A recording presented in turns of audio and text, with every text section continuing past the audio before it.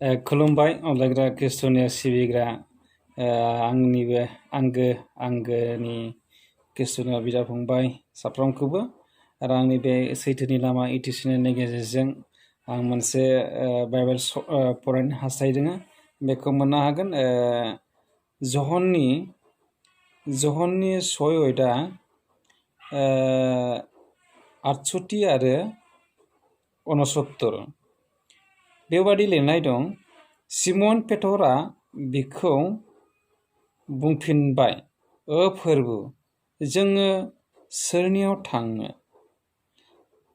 नोंहा जोबनाय गैयै गोथांनि बाथ्राफोर दं आरो जोङो फोथायनो आरो मिथिनो मोनबाय इसोरनि गोथारा नोंनो होननानै जिसुनि मुङै आमेन।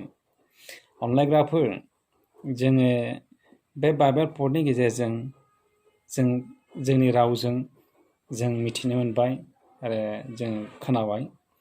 दा बेवहाय जिसु ख्रिस्ट'आ सानसेखालि सोलोंग्राखौ लानानै बे बाथ्राखौ बुंदोंमोन। मा बाथ्रा बुंदोंमोन? जिसु ख्रिस्ट'खौ बासायगिरि होननानै गोबां मानसिफ्रा बिसास खालामो, फोथायो। नाथाय समस्याफोर फैयोब्ला निदानफोर फैयोब्ला बिसोरो माने लासैनो उनफिनलाङोमोन। दा बेजों लोगोसे गोबां दाफाफोर उन थाबायफायोमोन बै समाव।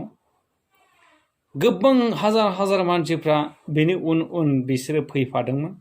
नाथाय समस्याफोर फैयोब्लानो बिसोरो उनफिनलांदोंमोन। दा बेनिखायनो जिसु ख्रिस्ट'आ सानसेखालि सोलोंग्राफोरनाव गावनि 12 जन सोलोंग्राफोरनि गेजेराव बे बाथ्राखौ सोंदोंमोन। मा नोंसोरबो आंनिफ्राय थांनो गोसो दङ नामा? नागारलांनो गोसो दं नामा? अब्ला सिमन आरो पेटरा बुंदों, फोरबु नोंखौ नागारनानै जों सोरनियाव थांबावनो? मानोना नोंनियाव जों जोबनो गैयै गोथां दङ, जोबनो गैयै गोथांनि बाथ्रा दङ, जोबनो गैयै गोथांनि बाथ्रा आरो गोथारा नोंल'नो फोरबु। बेबादि बाथ्रा बुंदों बिसोरो सिमन आरो पेटरा। दा अनलायग्राफोर जों खृष्टानफ्रा संसारनि दोहौफोरखौ नुनानै संसारनि बायदि रोखोम समस्याफोरखौ लानानै जोंबो नागारनो गोसो दङ नामा? जोंबो उनफिनलांनो गोसो दं नामा? जुदि उनफिनलाङोब्ला जोंनि जिबना मा जाहैगोन आरो जोङो मा जागोन बिनि उननि बिथाइफोरखौ जोङो थैनायनि उनावसो जोङो मिथिगोन अनलायग्राफोरा। नाथाय जों खृष्टानफ्रा जिसु ख्रिस्ट'नि थैजों बायजानायफोर जानायखाय जोंनि फोथायनाया बेबादि जानांगोन, अरायबो गोगोम जानांगोन। अरायबो गोगोम जानांगोन माने बारफोरजों गुलुंनाय माबा मोनसे दोहौफोरबानो माने लुंहेनाय जोङो बेबादि जानो नाङा अनलायग्राफोर। दा फर एग्जाम्पल मोनसे न'खराव बेबादि मोनसे निदान जादों, बिराद गिदिर जब्रा जादों बिसाज्लाया। दा बिसाज्लाया जब्रा जानायावहाय गिर्जानि मानसिफोरखौ लिंखांबाय, प्रार्थना खालामबाय, फालक पास्टार फैबाय, प्रार्थना खालामबाय, रायथिबाय। संसाराव थांसान्दि जों मानसिया जोंनि रायनाय थाबायनाय मावनायफोरजों जों पाप आरो गोरोन्थि मावफ्लाङो इसोरनि सिगाङाव। गासैखौबो रायथिजोबनायनि उनाव फालक आरो पास्टारफ्रा प्रार्थना खालामनानै होबाय जब्रानि थाखाय। नाथाय बिसोर सोखाजानायखौ मोनाखै। आरो बेनिनो न'खरनि माखासे गुबुन जायगायाव थानाय सुबुंफ्रा फैबाय, जब्राखौ नायनो होननानै सोंफैबाय, आच्छा नोंसोरो नोंसोरनि नेम बादि, नोंसोरनि हुदा बादि, खृष्टानफोरनि नेम बादि नोंसोरो गिर्जा खालामदोंना खालामाखै? गिर्जायालाय खालामबायमोन, नाथाय जेबो आन्जारानो गैया। गिर्जाखौलाय खालामबायमोन, पालक पास्टार फैनानै खालामबायमोन, नाथाय जेबो जों प्रमानखौनो मोननो हायाखिसै।